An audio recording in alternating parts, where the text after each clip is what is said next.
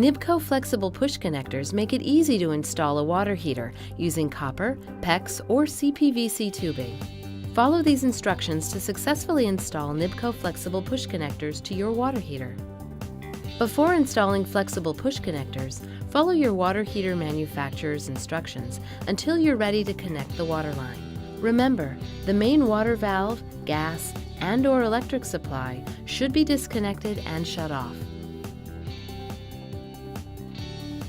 Tighten the threaded end of the flexible push connector to the water heater nipple. Water heater nipples may not be included with your water heater.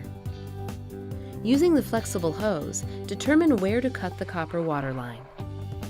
Mark the tube at least 2 inches below the push fitting end on the copper tube. Using your measurement, cut the copper tube water line square using a tube cutter or fine-tooth saw. Water may drain out. Deburr the tube inside and out using a half-round file or deburring tool to remove sharp edges and clean the tube end to remove all dirt, oil, and grease. If you are using PEX tubing, you will need to use a PEX stiffener. Mark the tube to indicate the proper tube insertion depth.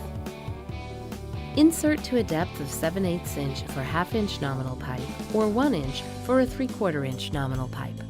Connect the push fitting end of the flexible push connector to the clean, undamaged pipe using a twisting motion.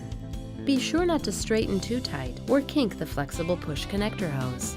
Make sure the tube and fitting are securely connected by checking that the depth mark meets the release collar.